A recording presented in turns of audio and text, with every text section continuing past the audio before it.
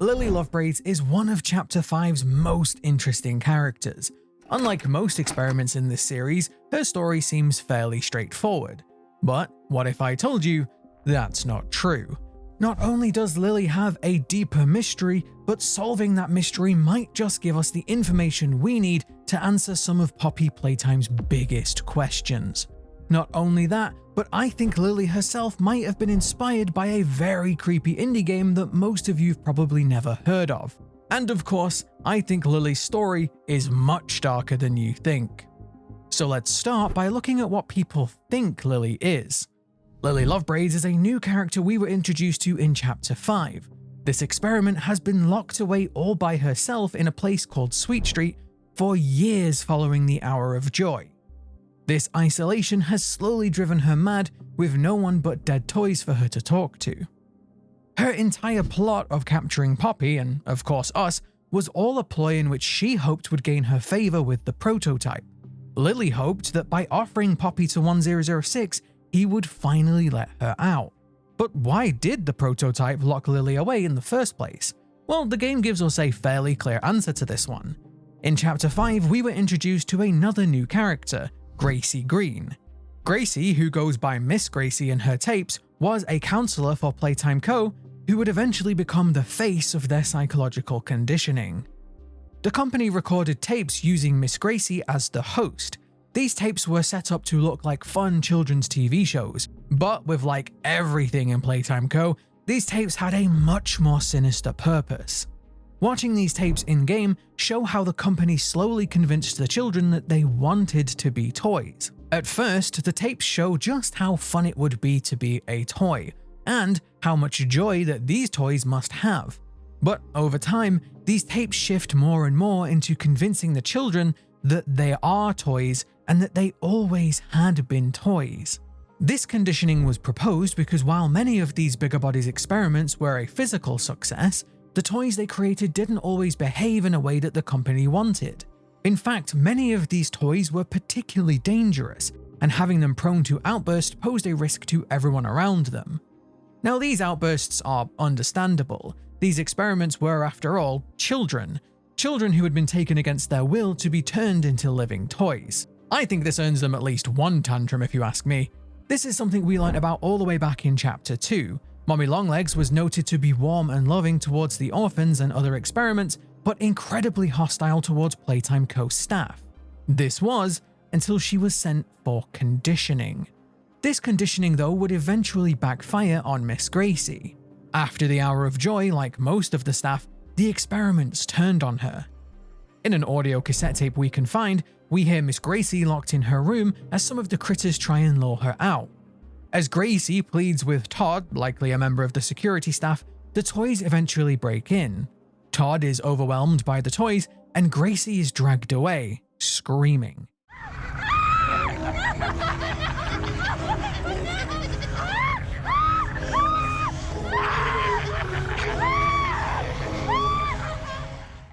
This tape, alongside Gracie's ID being next to the skeleton we find in Lily's room, strongly implies that Gracie was the one turned into Lily Lovebraids.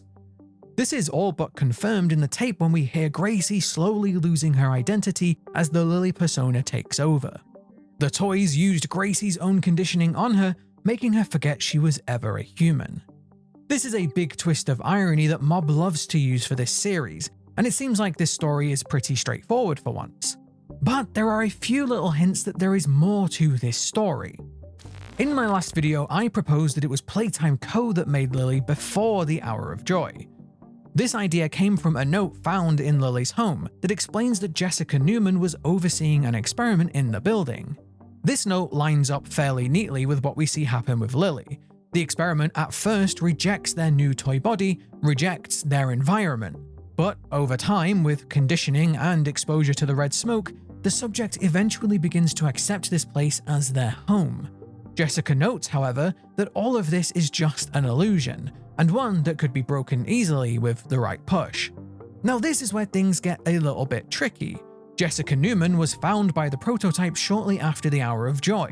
It was heavily implied that Jessica died in this moment, or even if she was kept alive, I don't think she was working anymore one way or another. But this note was talking about Sweet Street. we can see that this place was very clearly created for Lily. The design of the home completely matches her design, down to color choices and the use of stars. A giant portrait of Lily can be found in the main hall, and this area is filled with Lily Lovebraids cutouts.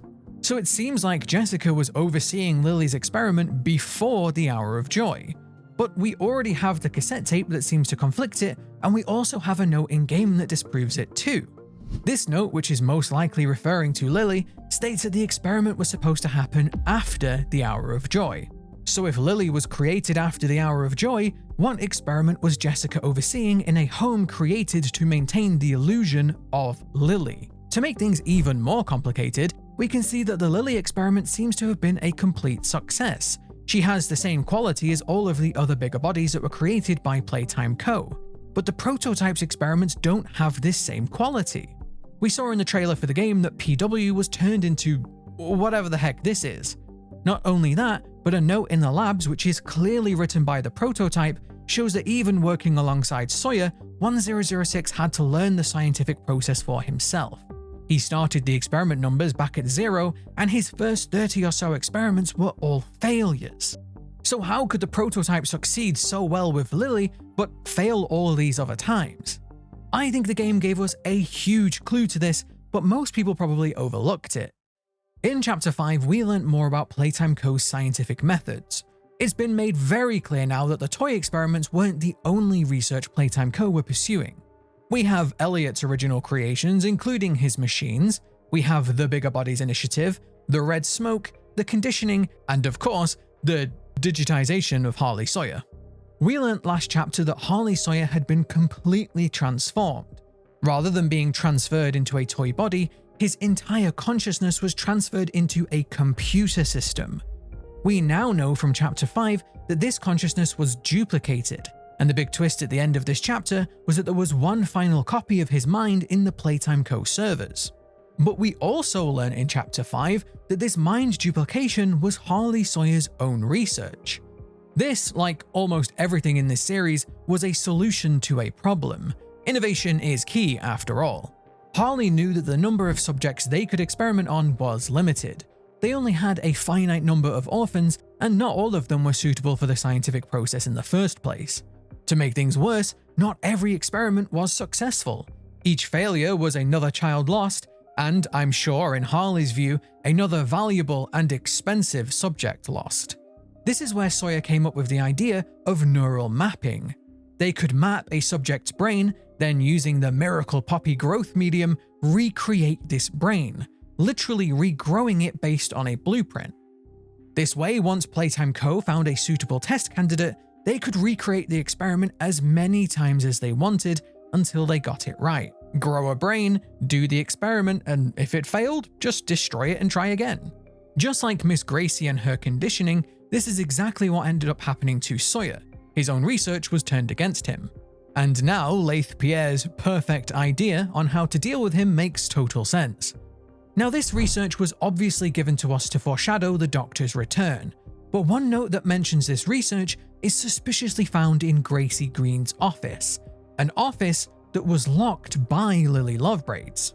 Now suddenly this all makes sense. Jessica was overseeing a Lily Lovebraids experiment, just not the one that we see in the game. This one was a trial run, a first attempt at getting a Lily Lovebraids to accept this area as her home. They took what they learned from this experiment and applied it to the next one. That's why they changed the design of her hair, choosing to use horsehair this time around instead. This could also explain why the prototype was successful with Miss Gracie. The toy body was already made for him. Rather than extract the whole brain and implant it into the toy body, something that the prototype clearly didn't have the ability to do yet, at least not so successfully, the prototype used the neural mapper to copy Miss Gracie's mind. This copy was then used to finish the experiment that Playtime Co. started. This could even explain why Miss Gracie had such a dramatic shift in personality. Yes, she was slowly being brainwashed into believing she was a toy, but what if the reason she slowly started to forget her own name was because the body she was put into, a body not made for her, was slowly taking over? The Poppy gel medium grew a body based on the biological matter it was given, alongside the copy of Miss Gracie's brain. The brain was grown using Miss Gracie's blueprint, but since it was not the original, it was more open to accepting this new persona. This new brain was more plastic. You see, brain plasticity or neuroplasticity is a term given for the brain's ability to change or adapt to its environment based on what it knows. Whenever you learn something new, you create new connections between the neurons in your brains. Children's brains have much more plasticity than adults. This is why it's much easier to learn a second language when you're a child. This is also why Playtime Co. used children in their experiments. It's much easier for a child's mind to accept their new toy body. We saw that Thomas Clark's mind would not accept his new Bron body as easily as many of the children. It's also much easier to mold them into behaving the way you want too. I think this partly explains why Miss Gracie developed multiple personalities. You can hear that Miss Gracie was arguing, fighting almost against Lily. Miss Gracie's adult mind could not accept the new toy body that she had been given. So with a little help from the conditioning, her mind began to accept the new Lily persona as a way to protect itself. I think by the time we meet Lily, Miss Gracie has completely gone. There is nothing left of her anymore. The entire idea of using copies of children instead of their original brains, particularly in the case of Lily Lovebraids, might just be a nod to a niche little indie game many of you've probably never heard of, Lily's Well. Now, if you've never played this game, just looking at them side by side, you can see some very clear similarities between these two characters. Both are called Lily, both have bright pink or purple hair, bright green eyes, and both are wearing incredibly similar dresses. But these aren't the only similarities between these two characters. Some spoilers for Lily's Well ahead. If Playtime Co. have been growing new bodies and implanting copies of people's brains into them, then essentially they have been cloning people. This was a huge part of the story of Lily's Well. The main plot of the game was that one night, as you are left home alone by your father, you hear a voice coming from down the well in your garden.